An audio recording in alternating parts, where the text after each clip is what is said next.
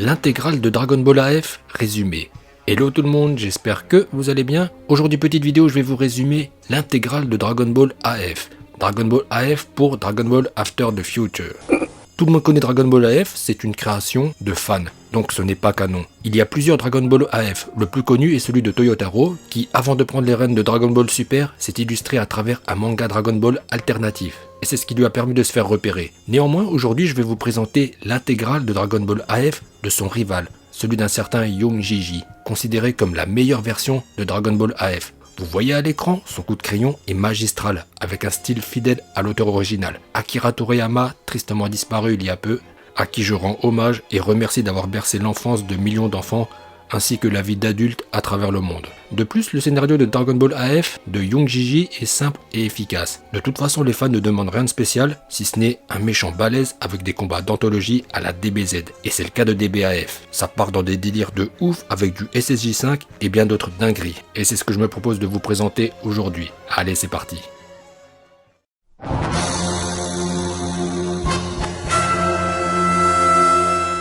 Dragon Ball AF s'étale sur 17 tomes, alors c'est des moitiés de tomes, environ 70 pages. Chronologiquement, ça se passe 3 ans après Dragon Ball GT, donc Son Goku a disparu. Vous vous souvenez, à la fin de DBGT, il est parti avec Shenron, on ne sait où. Bien entendu, vous doutez bien qu'il va faire un retour fracassant. Mais au début de Dragon Ball AF, on ne le voit pas. Piccolo est décédé, mais ne vous inquiétez pas pour lui, il se porte bien en enfer où il maintient l'ordre, et Vegeta a maintenant plus de 60 ans, 62 pour être précis. Et il n'a pas changé d'un poil, il passe toujours son temps à s'entraîner, où il a pu acquérir le Super Saiyan 3, qui lui va très bien d'ailleurs. Déjà, premier fait qui fait plaisir, avec le SSJ3 de Vegeta qu'on n'a jamais vu dans la série. On apprend qu'il ne peut pas se transformer en SSJ4 à volonté, sans la technologie de Bulma avec le rayon à ondes Bretz. Bon, comme vous savez, c'est tout un bordel pour passer en SSJ4, il faut une queue, passer en haut de Zaru, puis retrouver ses esprits, donc Vegeta ne peut pas se transformer en SSJ4 naturellement, mais il le peut avec un gadget que Bulma lui a créé. Ensuite, Pan a 16 ans, Gohan est toujours archiviste, Goten s'est marié, Oob a succédé à Hercule en tant que protecteur officiel de la Terre, et Trunks a un putain de bon style. C'est le Trunks qu'on a connu dans DBZ, pas la catastrophe de l'animé DBS qui a traumatisé les fans. Voilà pour l'état des lieux de ce qui reste de la Z-Team. Le chapitre 1 de DBAF, intitulé After the Future, commence sur la planète Freezer 79 où voit la naissance du fils de Freezer, Izé, au terme d'un processus de décongélation qui nous sera détaillé un peu plus tard. Dès sa naissance, pas le temps de niaiser, Izé exige d'affronter un combattant puissant. Les hommes de Freezer l'emmènent un peu partout dans l'univers où ils ne trouvent personne capable de lui tenir tête et lui offrir un vrai combat. Tout naturellement, un des hommes de Freezer, enfin on va plutôt dire maintenant un homme de Izé, car Freezer c'est de l'histoire ancienne, bref, lui est suggéré la Terre, planète de résidence de Son Goku, celui qui a vaincu Freezer, et donc cap sur la Terre. À l'approche de Izé, les Z-Warriors composés de Pan, Gohan, Goten, Trunks, Oob et le légendaire Vegeta ressentent immédiatement le ki immense de Izé. Premier clin d'œil à l'œuvre originale avec le regroupement de la Z-Team dans le désert comme dans DBZ pour l'arrivée de Freezer et son père. A l'époque, c'est Piccolo qui avait annoncé l'arrivée officielle de l'ennemi. Dans DBAF, c'est Vegeta. Le vaisseau de Izé fait son entrée dans l'atmosphère, puis une brève discussion s'engage entre nos héros et Izé. Bon, ça discute vraiment pas longtemps. Izé cherche Goku, ou tout adversaire puissant à combattre, et en face, il y a Vegeta qui logiquement passe en premier. Il claque le SSJ2 puis intensifie son ki et dégaine le SSJ3 et engage le combat. Le fight est équilibré et agréable à regarder, c'est du DBZ comme on l'aime, mais Izé a un léger avantage et on se dit que Vegeta reprend son rôle de victime, ou plutôt de faire valoir qui consiste à mettre en avant le nouvel antagoniste. Piccolo entre en communication avec Gohan et nous informe que la famille de Freezer sont originaires de la planète Winter. Leur particularité est que dès leur naissance, ils sont congelés et c'est la décongélation de leur corps qui acte leur vraie naissance. Et ça prend des années. Et comme on le sent venir, plus le processus de décongélation est long, plus est puissant l'individu qui apparaîtra. Pour Freezer, ça a duré 5 ans. Pour Izé, c'est 50 ans. Donc théoriquement, Izé est 10 fois plus fort que son père. Bref, le combat continue, Izé fait du sale à Vegeta qui est obligé d'utiliser le gadget de Bulma pour se transformer en SSJ4. Et content de revoir cette transformation qu'on a découvert dans DBGT qui est bien badass et décuple la puissance et là c'est plus la même. Le combat reprend et logiquement il est à l'avantage du prince des Saiyans. Izé est vaincu, mais étant le fils de ce cher Freezer, il a bien entendu au moins une transformation sous la manche. Bon, ça ressemble beaucoup à la première transfo de Freezer sur Namek. Ensuite, lorsque Izé passe à l'attaque, on a une succession de clins d'œil à DBZ. Sur les phases de combat, donc là c'est la même scène que Gohan face à Super Buu, puis on a la phase de combat à l'identique de Vegeta vs Rikum.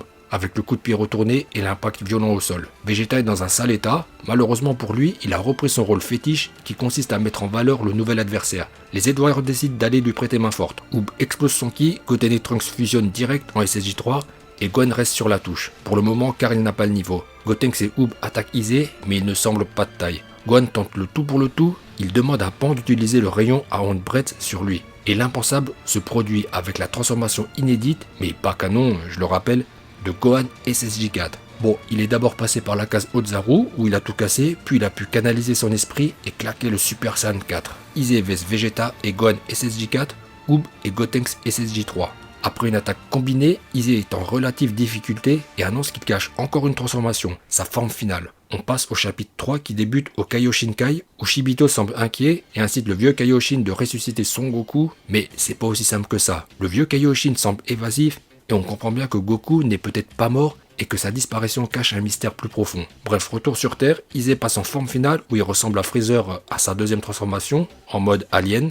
Et fini de rire, Izé est bien décidé à en terminer avec ses opposants, une boucherie sans précédent débute. Bon, il y a beaucoup de clins d'œil à DBZ, comme là c'est la même scène que Nappa vs Tenshin Han, où c'était combat de chauve. Alors les clins d'œil à DBZ, c'est sympa, mais s'il y en a trop, ça n'a plus aucun sens. Et là ça commence à faire beaucoup. Et on espère que Young Gigi va se calmer et marquer de son empreinte Dragon Ball AF une nouvelle série, même si elle n'est pas canon. Izé casse tout et finit par transpercer Pan, comme celle sur Trunks. Gohan explose son ki et grâce à sa colère légendaire, claque une nouvelle transformation. Dans DBZ, il était le premier à avoir dégainé le SSJ2. Dans DBAF, il ouvre la voie avec le Super Saiyan 5. Et oui les amis, du turfu. Et ça se voit qu'il est bien vénère. Faut dire qu'on est gâté dans Dragon Ball AF avec des transformations en veux-tu, en voilà. Et ainsi se termine le chapitre 3. Le chapitre 4 est intitulé Le sort de Goku. Il reprend avec Gohan SSJ5 vs Izé forme finale. Izé semble en sueur face à la puissance que dégage Son Gohan. D'après Dende, le ki de Gohan fait trembler toute la terre. Gohan passe à l'attaque et pulvérise Izé qui voit rien arriver. Le vieux Kaioshin nous donne un début d'explication sur le SSJ5. Apparemment, lorsque Gohan est passé en SSJ4, il n'a cessé d'accumuler de l'énergie en lui et la supposée mort de Pan a servi de détonateur et ainsi est né Gohan SSJ5. Sentant le combat lui échapper, Izé vire fou et utilise un vieux classique de sa famille en essayant de détruire la Terre. Mais Gohan concentre le Kamehameha comme face à Cell. Et là, je vous le dis franchement, ça commence un peu à rendre ouf tous les clins d'œil à DBZ et on a envie que d'une chose, que ce soit le dernier. Ceci étant dit, comme le clin d'œil à DBZ l'annonçait, Gohan pulvérise Izé et le réduit à l'état de poussière dans l'espace. Heureusement qu'il ne s'est pas craché contre le soleil car ça aurait été le clin d'œil de trop. Mais bon, on a quand même la langue de Izé qui sort de sa bouche, comme Majin Buu face à Vegeta. Fin du combat. Gohan pleure Pan et Freezer en enfer pleure Izé. Bah oui, lui aussi il a perdu un être cher, son fils. Ensuite, les Z-Warriors se rendent au palais de Dende pour soigner Oob et on a la confirmation que les Dragon Ball sont inutilisables depuis l'énigmatique fin de DBGT. Quand tout à coup une voix résonne dans le ciel, c'est le vieux Kaioshin qui s'adresse à Gohan et ses amis pour les informer qu'il ne faut pas perdre espoir. Les Dragon Ball sont inutilisables pour le moment, mais ça pourrait bien changer. Mais bon, c'est loin d'être gagné. En effet, il y a 3 ans lors de l'affrontement face à Lee Shenron, Goku est à l'agonie, Shenron lui propose un deal. Il restaure son énergie en échange de son corps pour contenir l'énergie négative des dragons maléfiques. La suite vous la connaissez, Goku terrasse Lee Shenron et part avec Shenron on ne sait où. Il a offert son corps pour sauver le monde en contenant l'énergie négative en lui. Ensuite, on apprend que Pan peut être ressuscité si les Dragon Ball sont restaurés. Mais l'énergie négative contenue dans le corps de Goku sera également libérée et un dragon encore plus puissant que Lee Shenron pourrait apparaître. Voilà le problème. Bon, il est hors de question de ne pas ressusciter la fille de Gohan, et c'est ainsi que les Z-Warriors se préparent à l'affrontement contre un nouveau dragon maléfique plus fort que Lee Shenron. Le vieux Kaioshin promet d'entraîner Gohan et Vegeta avec le même processus que Goku pour faire sortir leur queue et ainsi utiliser le SSJ4 à volonté. Et l'objectif c'est aussi de maîtriser le SSJ5. Pendant ce temps, Oob, Goten et Trunks restent s'entraîner sur Terre.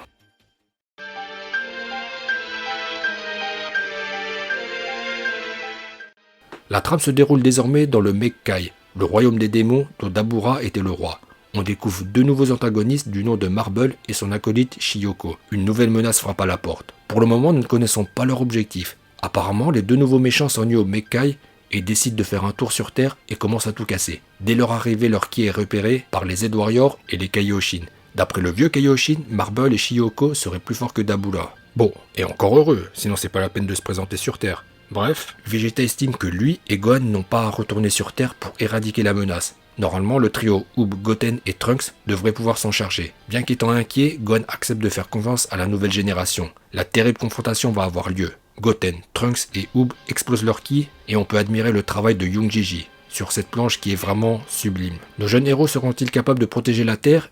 Ainsi se termine le tome 4. Le tome 5 débute avec le combat et malheureusement les clins d'œil à DBZ continuent. Incapable de couper le cordon, Young Gigi rend une fois de plus hommage à Toriyama avec la même scène lors de l'assaut de Raditz sur Goku et Piccolo. Sauf que là c'est Marble qui attaque Goten et Trunks. On constate que le SSJ2 de Goten et Trunks sont insuffisants pour inquiéter Marble qui a pu bloquer leur mouvement et leur infliger une attaque ravageuse. Dans le fight Oob vs Shiyoko, c'est Oob qui a l'avantage, mais son adversaire utilise une technique d'illusion pour perturber ce cher Oob avec une apparition de Goku. Ainsi, pendant que le Genjutsu est actif, Oob se fait pomper son énergie et finit proche du chaos. Au pied du mur, il trouve les ressources nécessaires pour faire peur à son adversaire qui va prendre la fuite. Dans l'autre combat, Goten et Trunks fusionnent et prennent l'avantage. Shiyoko rejoint Marble et les méchants fusionnent. Les rapports de force s'inversent et Vegeta décide d'y aller avec Gohan.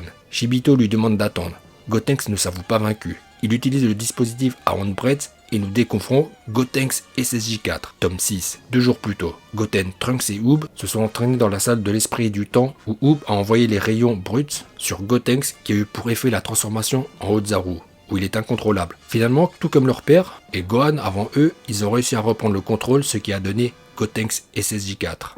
Reprise du combat, Gotenks détruit Marble avec notamment le Burning Kamehameha, fusion du Kamehameha et la technique de Trunks, ce qui va blesser gravement Marble, puis coup de théâtre, la fusion s'estompe et Goten et Trunks se font tout petits. Oob prend le relais, désormais il est le seul suffisamment fort pour porter le coup de grâce à Marble. L'assaut final est lancé et Oob parvient à pulvériser Marble et sauve la Terre. La mission est remplie. Sans leurs aînés, les jeunes ont réussi à repousser la menace venue du Mekkai. Enfin jeune, Trunks a tout de même 30 ans maintenant, et Goten 29. Bref, l'entraînement reprend et Oob a senti un pouvoir étrange l'envahir lors de son combat et on a envie d'en savoir plus, même si on se doute bien qu'il y a un lien avec les origines de sa précédente incarnation, Majin Buu Junsui, le mal à l'état pur. Au Kaioshinkai, les queues de Gohan et Vegeta ont repoussé et ils vont pouvoir passer à la seconde phase de l'entraînement qui consiste à maîtriser le Super Saiyajin 4. Pour Vegeta, aucun souci, il passe direct en SSJ4, il est donc prêt pour l'étape suivante où le vieux Kaioshin va manipuler ses émotions pour que la rage explose en lui, puis il va devoir canaliser son esprit pour espérer d'atteindre le SSJ5. C'est un peu le même procédé que pour le SSJ4.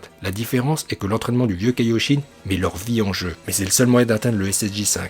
La vie de Vegeta ainsi que celle du vieux Kaioshin sera mise en péril. En effet, il y a des millions d'années, le Dai Kaioshin avait révélé à Kaioshin que tous les Kaioshin ont des capacités spéciales qui leur sont propres. À une époque très reculée, un Kaioshin avait la capacité de manipuler les émotions, mais ce procédé était très dangereux, car il pouvait détruire les cerveaux. Décidément, le vieux Kaioshin nous surprendra toujours.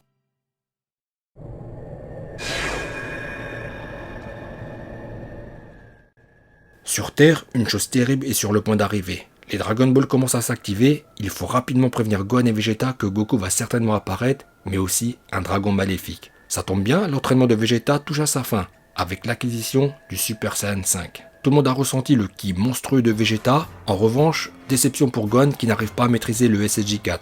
Dende entre en communication avec les dieux pour les informer que l'énergie vitale de Goku va bientôt céder. Dans 3 jours, le sceau va rompre, l'énergie maléfique des dragons aura pris le dessus sur Goku, ce qui entraînera son décès. L'objectif est de détruire le sceau qui maintient enfermés les dragons en moins de 3 jours. Sinon le sceau se rompra de lui-même, avec pour conséquence la mort définitive de Goku. Cette situation d'urgence met Gohan au pied du mur qui réussit à maîtriser le SSJ4 avec brio. Prochaine étape, le SSJ5. Le vieux Kaioshin va manipuler ses émotions, il devra réussir tout comme Vegeta. La survie de son père et de sa fille en dépend. Mais pas d'inquiétude, en se remémorant le décès de Pan, il réussit à atteindre le SSJ5. Cette fois les Z-Warriors sont prêts. Gohan invoque Shenron et c'est un dragon maléfique qui apparaît. Tome 7. Le sceau est rompu et de nouveaux dragons maléfiques vont apparaître. Le souci est que la Terre a déjà subi de terribles combats face à Izé et Marble et ne peut contenir de nouveaux affrontements d'une telle envergure, au risque d'être détruite. Ce qui va se passer, c'est que Shibito va téléporter chaque dragon maléfique sur une autre planète où un Z-Warrior l'attendra. C'est donc des duels qui se profilent. Et là on retrouve bien l'esprit de DBZ à l'instar d'un Tenkaichi Budokai ou encore Vegeta et Nappa qui organisent des duels de Sabaiman vs Z-Warrior. Les planètes sélectionnées sont la planète Zun, le Mekkai, et oui le royaume des démons, la planète Kachin, la planète Mujin et enfin le Kaioshinkai. Ça fait 5 lieux. Les dragons maléfiques qui vont apparaître sont au nombre de 7. Les Z-Warriors sont au nombre de 5. Gohan, Vegeta, Goten, Trunks et Oob. Donc Gohan et Vegeta vont devoir affronter 2 dragons en même temps. Retour au palais de Dende, le dragon maléfique recrache Goku et se scinde en 7. Goku est toujours dans sa forme d'enfant, bien que inconscient et très diminué, il est toujours en vie.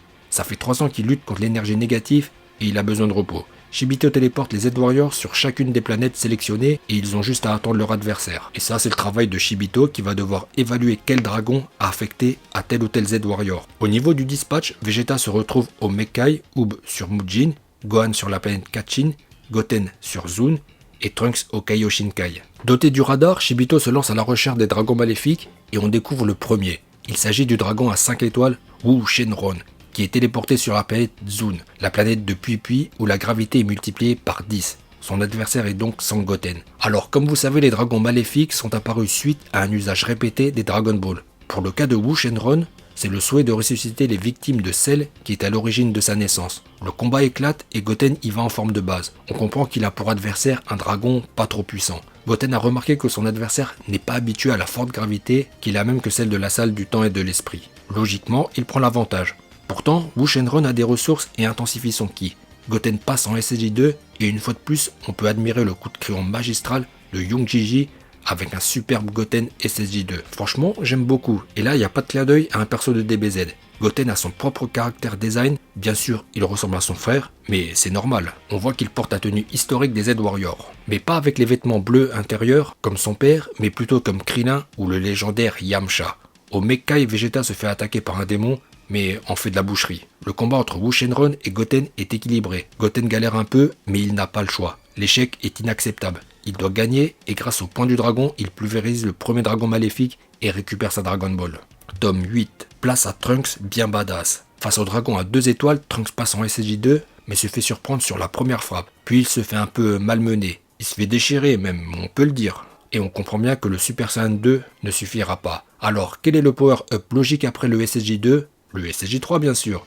D'ailleurs, la couverture du tome 8 spoil le chapitre, ainsi que le titre de ce tome qui ne peut être plus explicite. Trunks devient un Super Saiyan 3. Entre temps, Oob rencontre le dragon à 6 étoiles. Retour sur Trunks SSJ3 qui nous explique que faute de temps, son entraînement a été écourté et son SSJ3 n'est donc pas vraiment au point, et limité dans le temps. Il doit en finir rapidement sous peine de voir ses ressources de ki tomber à zéro. Le tome 8 se conclut avec Oob qui semble en difficulté face à son dragon. À la fin du tome, nous avons une lettre de Young Jiji qui suit l'actualité de Dragon Ball avec la sortie de Battle of Gods. On est donc en 2015. Il dit réfléchir à introduire dans Dragon Ball AF un dieu de la destruction du nom de Beerus, ainsi que le Super Saiyan God. Tome 9. Trunks SSJ3 prend le dessus sur son dragon et conclut le combat avec le Cannon Buster.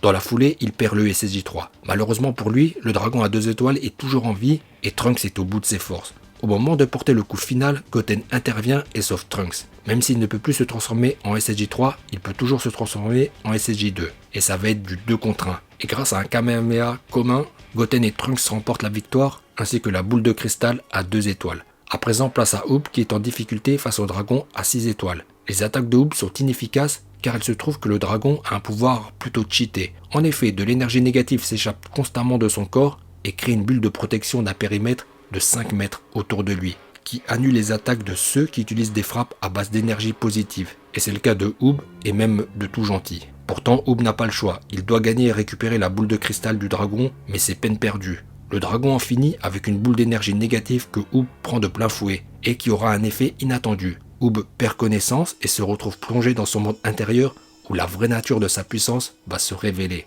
celle d'un Majin.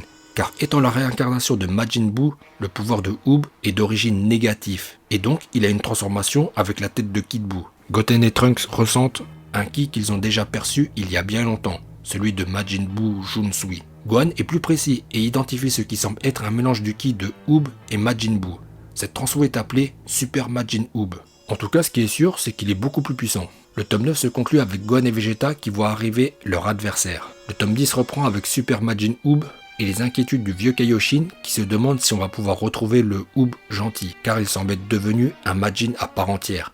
Dorénavant, il est en mesure d'atteindre le dragon, qui de base n'est pas très fort, mais il était difficile, voire impossible à toucher avec de l'énergie positive. Et il se profile un combat à sens unique que Oob remporte facilement. Le souci est que Oob n'arrive pas à redevenir normal. Le vieux Kaioshin et Shibito doivent passer à l'action pour le sauver. Shibito remet à Oob un élixir divin, puis il retrouve ses esprits et sa tête d'humain. C'est donc une nouvelle victoire pour les Z-Warriors qui récupèrent une 3ème Dragon Ball. À présent, place à Vegeta qui se voit opposé au dragon à 3 étoiles qui a une apparence humanoïde et féminine. Vegeta passe en SSJ2 Et femme ou pas, il n'y va pas de main morte. Pourtant, Super Saiyan Shenron réussit à piéger Vegeta grâce à des fils invisibles. Vegeta s'extrait de ce piège grâce à son SSJ3. Puis il en finit avec un Final Flash à une main. Du moins c'est ce qu'on nous laisse penser. Du côté de Gohan, son adversaire est le dragon à 7 étoiles, Super Shi Shenron. Gohan engage le combat en SSJ2 et retourne sur Vegeta, où nous allons découvrir ce que le dragon féminin cachait. Et ça semble une transformation, ce qui nous amène au tome 11, qui nous dévoile la transformation de Super Saiyan Shenron. Le combat reprend, il est un peu plus équilibré, mais on ne s'inquiète pas pour Vegeta, à qui il reste 2 transformations sous la manche. Les choses ne vont pas traîner et contre toute attente, Vegeta transperce son adversaire et le pulvérise. Retour sur Gohan qui tape un peu dans le vent et devra mettre un peu plus du sien pour gagner. Pourtant nous allons avoir droit à une scène assez drôle. Super Shi Shenron révèle sa capacité spéciale. En ingurgitant le sang de son adversaire, il peut tout savoir de lui. Et il est en sueur. Il aperçoit le SSJ5 et comprend que Gohan est beaucoup trop fort pour lui. Pourtant il a connaissance des faiblesses de Gohan et va jouer dessus en prenant l'apparence de Pan. Et les choses se compliquent. Même si Gohan sait qu'il ne s'agit pas de sa fille, c'est quand même dur pour lui de frapper un adversaire qui en a la même apparence. Surtout que Super Shi Shenron est capable d'imiter le caractère de Pan, ce qui met Gohan à genoux, qui perd l'envie de se battre. Pourtant Gohan a remarqué un truc, les coups de son adversaire ne lui font presque rien. À un moment ou à un autre, il va bien devoir repasser en forme originale pour porter un coup fatal. Et c'est ce qu'il fera. Même s'il est impossible pour Gohan de lever la main sur un adversaire doté de la même apparence que sa fille, dans sa forme de dragon, pas de quartier. Et lorsque l'occasion se présente, Gohan SSJ4 transperce le dragon et avec un puissant Kamehameha met la main sur la Dragon Ball à 7 étoiles. Ça fait donc 5 dragons qui ont été vaincus. Et l'étau autour de Goku semble se relâcher. À présent, il dort paisiblement et son retour est imminent. D'ailleurs, il serait temps car le tome 11 se finit. À la fin du tome 11, plein phare sur le dragon à 1 étoile. Le souci est que Shibito n'ose pas l'approcher et comme on s'en doutait, son niveau paraît complètement différent des autres. Pour ainsi dire, les choses sérieuses commencent. Néanmoins, Super Lee Shenron est prêt à se laisser emmener, il se moque un peu de semer le chaos sur Terre, et son but est d'affronter un adversaire puissant. Tome 12. Gohan ressent que son adversaire est très fort et passe direct en SSJ4. Puis on a une scène où Gohan se remémore un conseil important du vieux Kaioshin avant la bataille. Il se trouve que le SSJ5 est dangereux pour le corps et l'esprit. La limite est fixée à 10 minutes. Au-delà, on navigue un peu dans l'inconnu. Voilà pourquoi il préconise d'utiliser le SSJ5 qu'en dernier recours avec une durée maximale de 10 minutes. Le combat commence et Gohan est sur la défensive et encaisse des coups. Pour le coup, on comprend que quoi qu'il arrive, Gohan va devoir utiliser le SSJ5 s'il veut avoir une chance de l'emporter. Surtout que son adversaire révèle qu'il est à 50% de ses capacités.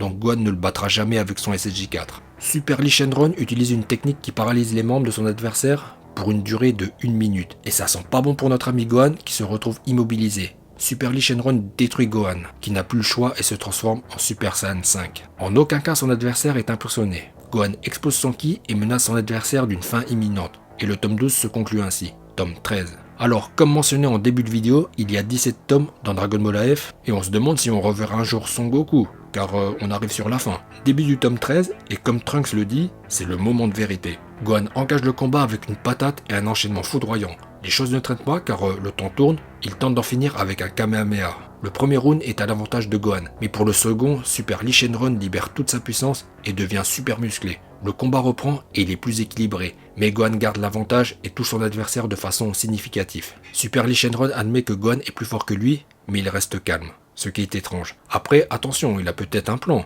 Il ne faut pas oublier qu'il reste encore un dragon en liberté. Gohan doit en finir rapidement, hélas, il est pris de convulsions et perd le SSJ5. Apparemment, loin des 10 minutes, Gohan a tenu le SSJ5 5 minutes seulement.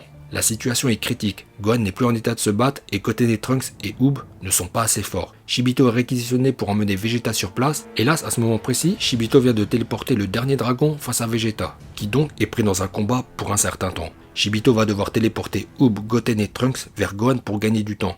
Juste le temps que Vegeta en finisse et rapplique. Mais bon, c'est chaud quand même, car on ne sait pas à quel point l'adversaire de Vegeta est puissant et combien de temps il mettra pour s'en débarrasser. Gohan se mange la misère et en appelle à son père. Il se remémore les précédentes batailles et se souvient de la qualité primordiale de Goku, qui n'est pas sa puissance brute, mais son courage. Au pied du mur, Sangohan trouve la force de reprendre le combat et bien en SSJ5, mais vraiment pour un ultime coup. Une dernière attaque qui touche fatalement Super Lee Shenron, puis il s'effondre. Shibito et les autres arrivent pour constater la terrible nouvelle, Gohan est décédé. Une fois n'est pas coutume, une mauvaise nouvelle s'accompagne d'une bonne.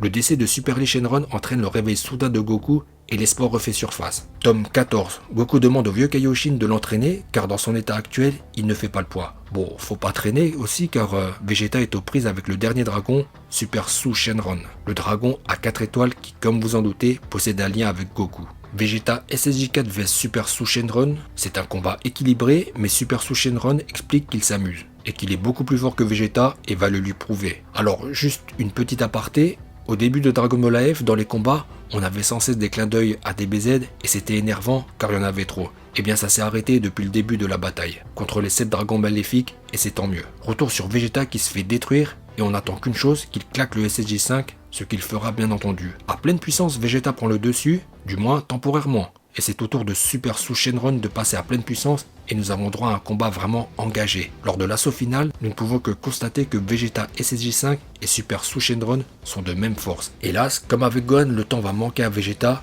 qui perd le SSJ5. Et comme il dit, fait chier. Vegeta lâche pas l'affaire et se transforme en Super Saiyan, mais le combat est terminé et nous assistons à la destruction du prince Saiyan. Au moment d'en finir, Vegeta présente ses excuses pour son échec, mais intervient le héros du manga, Son Goku. Enfin, après 14 tomes, et c'est un Goku SSJ4. Et là ça ressemble un peu à la patate qu'il a mis à Bojack dans le film DBZ, Les Mercenaires de l'espace. Vegeta est sauvé et l'espoir renaît. Parviendra-t-il à vaincre Super Sous Shenron? Ainsi se conclut le tome 14. Tome 15 de DBAF, bon, Goku étant SSJ4, on sait très bien que ça ne suffira pas et on attend le SSJ5, voire plus. Trêve de bavardage, Goku passe à l'attaque et à la surprise générale, il fait jeu égal avec Super Sous Shenron et le constat est sans appel. Goku SSJ4 est de même force qu'un SSJ5 tel que Gohan ou Vegeta, ce qui est très impressionnant. Pire, il prend même l'avantage. Comment est-il devenu aussi puissant? Ce qui nous amène 2 heures plus tôt pour un petit flashback lors de l'entraînement avec le vieux Kaioshin. Goku est arrivé au constat suivant. Chaque transformation est liée à une émotion et possède une limite. Ainsi, le Super Saiyan est lié à la colère, le SSJ2 est lié à la joie, le SSJ3 est lié au plaisir, et enfin le SSJ4 est lié à la tristesse. Partant de ce constat, et avec l'aide du vieux Kaioshin, Goku va tenter d'équilibrer et libérer ces 4 émotions progressivement pour atteindre une puissance supérieure à celle du SSJ5. Et c'est ce qu'il réussit avec brio. Constat partagé pour Vegeta qui reconnaît une fois de plus que Son Goku est le numéro 1. Super Sous Shenron déploie toute sa puissance et pour la première fois, il parvient à toucher Goku. Bon, il le défonce, très clairement. Mais Son Goku a un dernier atout sous la manche, le Super Saiyan 5, le SSJ5. Bon, déjà qu'en SSJ4, il était plus fort que Gohan et Vegeta SSJ5, mais désormais en SSJ5, on va atteindre des sommets. Kakaroto engage le combat et ça va vraiment trop vite pour Super Sous Shenron qui, aussi puissant soit-il, ne fait pas le poids. Après une puissante boule d'énergie que Goku bloque facilement, le moment est venu d'en finir avec le Kamehameha en SSJ5. Mais au dernier moment, Super Sous Shenron se téléporte vers le vieux Kaioshin, Shibito, Goten, Trunks et Oob, et là ça sent le massacre. Ainsi se termine le tome 15.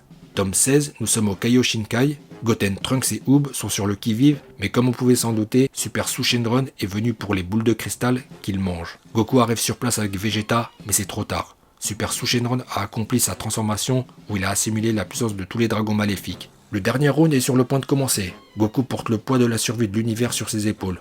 Début de l'affrontement final. Goku et Super Sous Shenron semblent de force égale. On assiste à des attaques du Turfu et ça se fait pas de cadeau. Mais ce lâche de Sous Shenron va lancer une puissante attaque vers les amis de Goku qui va les protéger en faisant écran avec son corps. Donc là il a pris de gros dégâts, ce qui permet au dragon maléfique de prendre l'avantage. Lorsque tout à coup Vegeta a une idée de génie. Goku ne peut gagner s'il ne reçoit pas de l'aide. Et donc lui, Goten et Trunks, mais pas Oob. Donc tous les Saiyans vont transférer leur énergie à Goku. Pourtant c'est bien Oob qui sera réquisitionné pour occuper Shenron. Pendant que les Saiyans accomplissent leur rituel spécial pour éveiller le Super Saiyan God. La même cérémonie que dans Battle of Gods. Seulement c'est juste avec Vegeta, Goten et Trunks qui sont en puissance max. SSJ2 pour Goten, SSJ3 pour Trunks et SSJ5 pour Vegeta. Mais comme vous savez, pour accomplir le rituel, il faut 5 Saiyans au cœur pur qui donnent leur lumière à un 6e. Et c'est ainsi que Gohan et Pan reviennent d'entre les morts pour réaliser la cérémonie d'éveil du Super Saiyajin Goddo. En plus, Gohan est en SSJ5. Et fin du tome 16. Dernier tome. Dernier chapitre, le 17. Goku a reçu l'énergie de ses amis et sa famille, mais il est toujours en SSJ5, car on aurait pu penser qu'il passe en SSJ God. Mais non, il enchaîne sous Shenron et à chaque frappe qu'il balance, ce n'est pas seulement lui qui assène le coup, mais ceux qui lui ont prêté leur énergie. Goku perfore sous Shenron et le finit avec le Limited Kamehameha, ce qui réduit le dragon à l'état de poussière, et là ça ressemble un peu à la fin de Kid Buu avec l'impact au sol. La victoire est acquise Goku redevient enfant, la Z-Team exulte et se prépare à réaliser un ultime souhait, ramener Pan et Gohan à la vie. Shenron est invoqué, il remercie Goku de l'avoir purifié de l'énergie maléfique. Le dernier souhait réalisé est que toutes les victimes des dragons maléfiques soient ramenées à la vie. Et tout est bien qui finit bien. C'est donc un merveilleux happy end. Et ainsi se termine Dragon Ball AF. Alors, nous avons un chapitre spécial One Shot de Young Gigi qui est intitulé Le duel de Super Saiyan God Super Saiyan. Donc SSJ Blue. Nous sommes au Kaioshinkai pour un combat de gala entre Goku et Vegeta. Voilà, c'est juste un combat entre Goku et Vegeta SSJ Blue. Mais étant donné que ça se passe après le combat contre les dragons maléfiques, on peut en déduire que le Super Saiyan divin est supérieur au SSJ5. Écoutez, cette vidéo arrive maintenant à son terme. J'espère qu'elle vous aura plu. Si c'est le cas, pouce bleu, portez-vous bien et je vous dis à bientôt.